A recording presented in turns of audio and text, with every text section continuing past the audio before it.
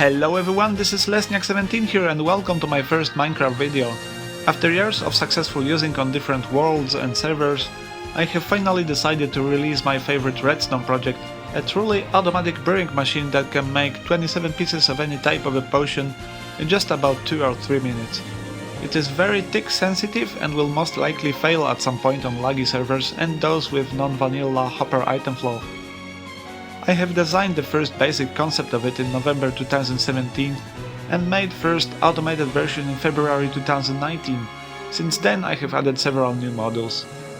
About 3 weeks ago I asked my server friend RugRiver to help me optimize it, which resulted in building actually a completely new design, so I will be presenting 2 different designs. Big respects to all the world's top redstoners I've been learning from. That includes RugRiver, Mambo Jumbo, Ilmango, Shulkocraft, Raceworks, Logical Geek Boy, and others I forgot to mention. You guys are the true masters of redstone, and analyzing your creations for hours has always been great help and a very important part of my projects. Please mind that this video is not a tutorial about how to build any of the machines, and I'm not gonna make one anytime soon. I'm just showing how they work. Best way to rebuild them in your world is using Linematica. As long as a schematic verifier does not show any errors, they will just work. I do not recommend pasting with WorldEdit because it can screw up redstone in general. Both Linematica files and the world save are available in the description.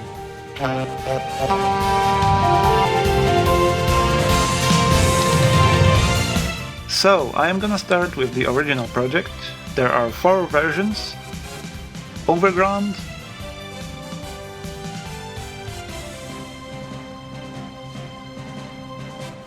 Underground, Debug mode, which is meant for use in creative to see what is going on inside,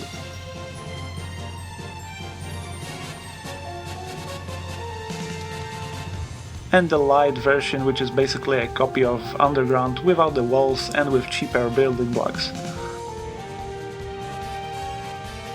All 4 are exactly the same copies in terms of mechanics. I know it is not a resource-friendly design, it takes a lot of redstone materials, hoppers and stuff like that. For the blocks themselves you can use any block you want, as long as solid block stays solid, glass stays glass and slab stays slab.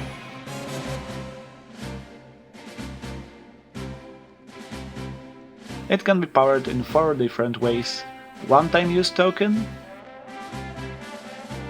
returnable token, single button press, and infinite mode. Token mode is useful on servers where you want to sell access to the machine and is applied by default in this project. I will show you later how to quickly change to single or infinite modes. I am using diamonds as a one-time use token and a signed book copy of a copy for the returnable token, because signed books of this type cannot be copied, and any other type of a book which is not made and signed by you and you only will simply not work.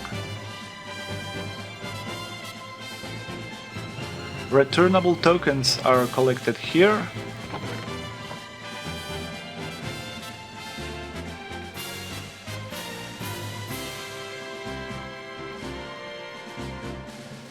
and one-time use tokens are collected here.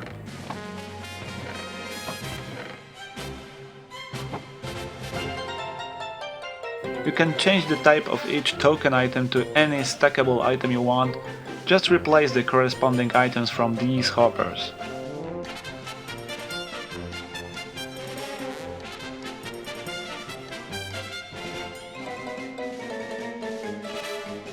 You can also stop the returnable token from being returnable by this lever.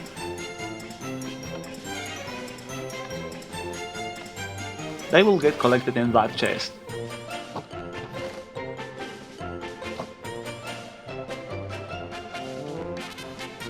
Remember to lock the arrow launcher when changing token items type, otherwise you might accidentally run the system.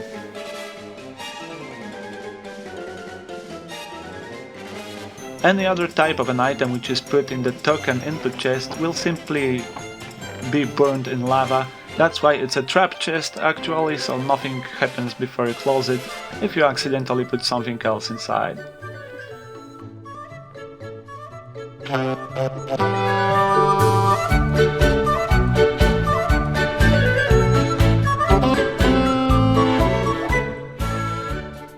Okay, it's time for some building now. Here we are. This is my test world.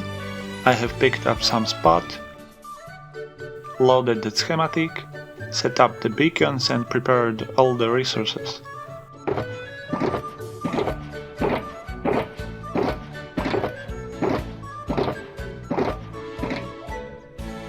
Now I'm gonna switch to survival,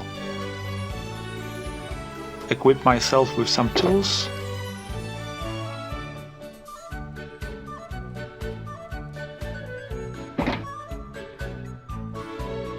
and let the game begin.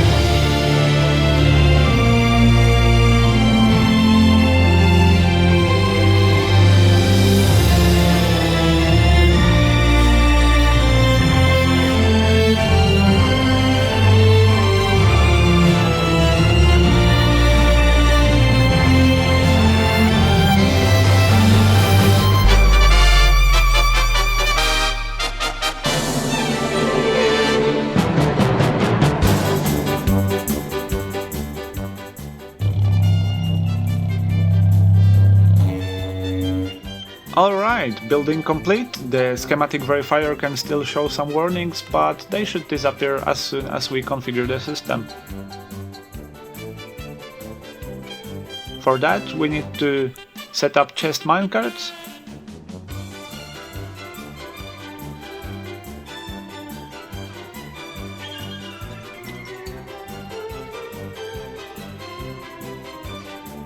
supply bottle auto-refill module with empty glass bottles and wait for bottle full light on.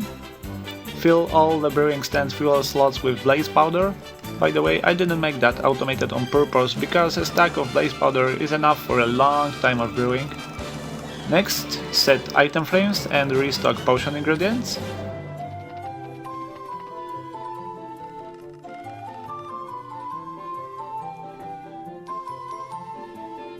I used a dirt block temporarily here during building to eliminate some of the schematic verifier warnings.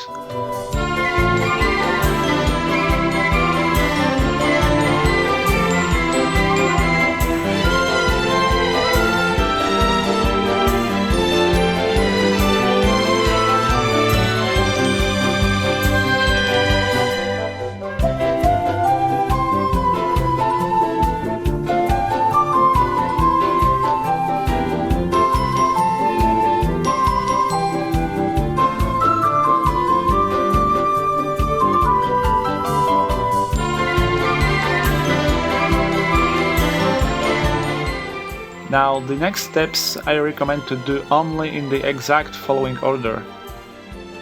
Lock the arrow launcher,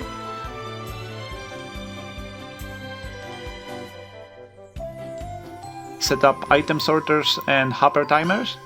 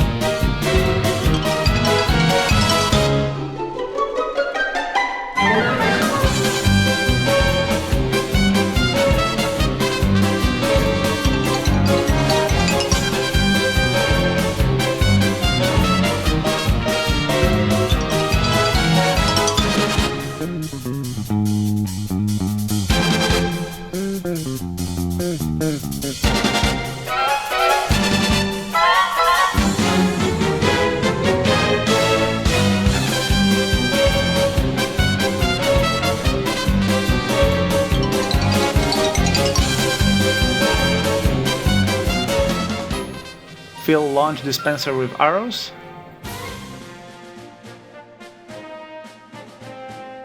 and unlock the launcher.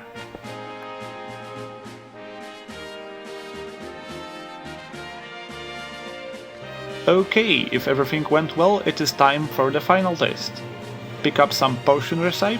I recommend the lingering potion of invisibility, because it uses all 6 brewing steps, which makes it best for troubleshooting.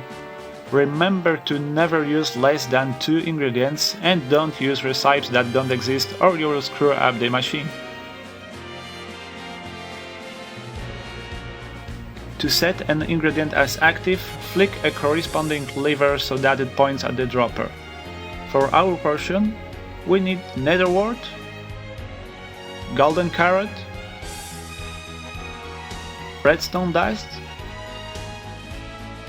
fermented spider eye, gunpowder, and dragon breath. It doesn't matter in what order you flick the levers. Now just use your token and wait. First, note block sound means the process has started, and second means brewing complete. Good luck!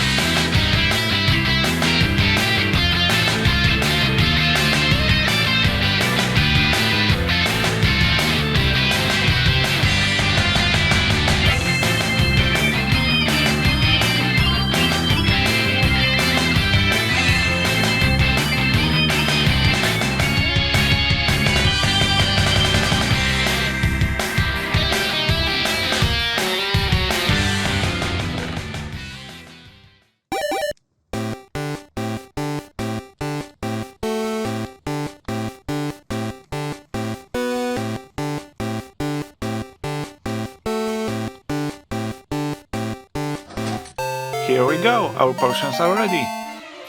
To change the machine to single button press mode, just remove these two blocks, place a piece of redstone dust, cover it with a solid block and place a wooden button.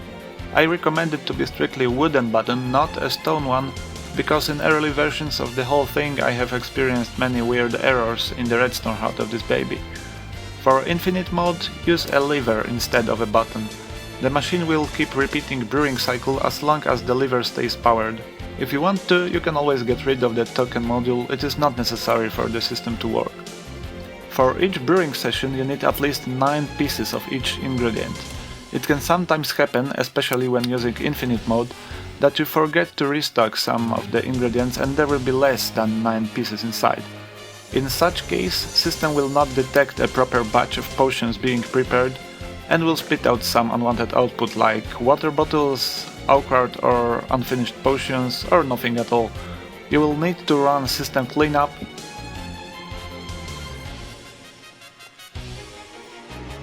and empty all brewing stands and hoppers above them from any items left inside, except the blaze powder fuel of course.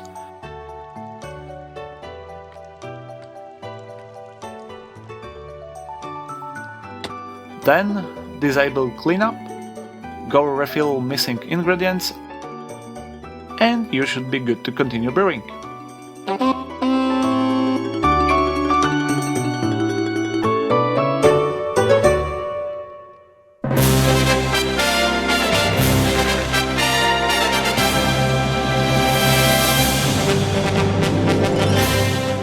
And finally it is time for the brand new machine we have finished with Rug River during last few weeks. General operation concept of how to use is almost the same. We have the levers, droppers, content detector lamps, etc.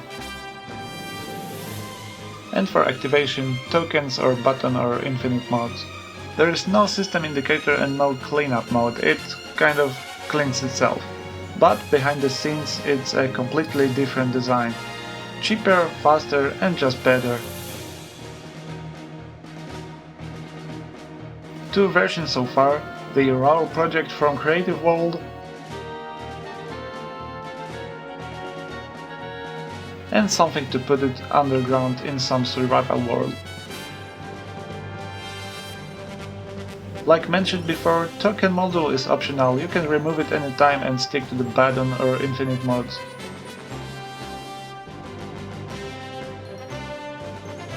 Just remove this block, place a piece of redstone dust on top of that shroom light over there, cover back with some solid block, and place a wooden button or a lever. This machine, however, although you use it the same way like the first one, requires different preparation after building in survival. Attention!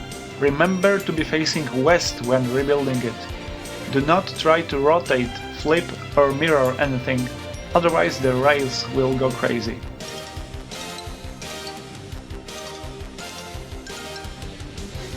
Now place minecarts, a hopper minecart here and a chest minecart here.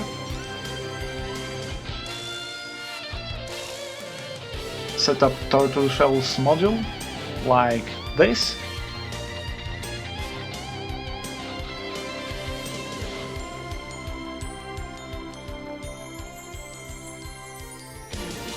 Also please mind that it must be first slot of the chest minecart.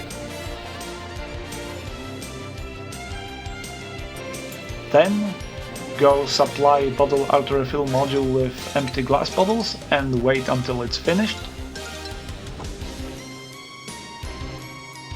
Fill brewing stands fuel slots with blaze powder.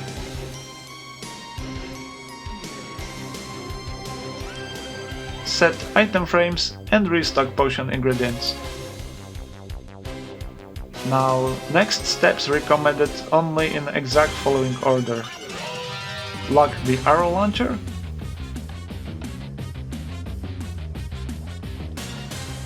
Set up item sorters and hopper timers.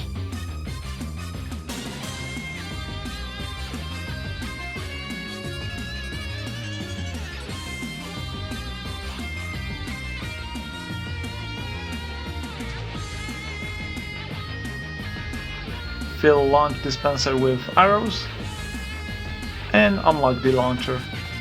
To make sure everything is working properly, I recommend trying lingering versions of Turtle Master Plus and Invisibility Plus, because these two potions are most complex for this design. If they succeed, others will as well.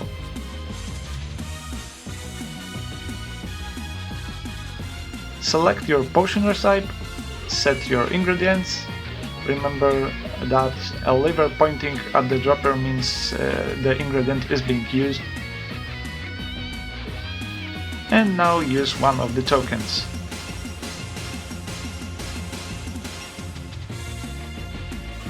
Once again, do not use less than 2 ingredients and avoid recipes that don't exist, or you might break something.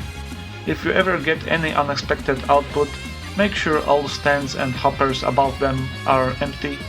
Restock any ingredients below 9 pieces of each. And make sure bottles are being supplied. Alright, looks like we have come to the end. You can download the world save from the description below or use one of the Litematica files to rebuild it in your own world. Please mind that all of them were saved in 1.19.2 version of the game, so you'd better open the project in the same or higher version. As far as I have tested, the first design works just fine from 1.14.4 and possibly earlier, though I have not tested it. And the new design should be good from when Powder Snore appeared, which seems to be 1.17. I have never expected the video to be that long, to be honest. There is a lot to talk about and there could always be more. If you have any questions, feel free to ask in comments. If you'd ever like to share these projects or make something new based on them, please spread a word about their creators and this video. I really hope you liked it. Thanks for watching, leave a like and sorry, I'm not too active on YouTube. Good luck!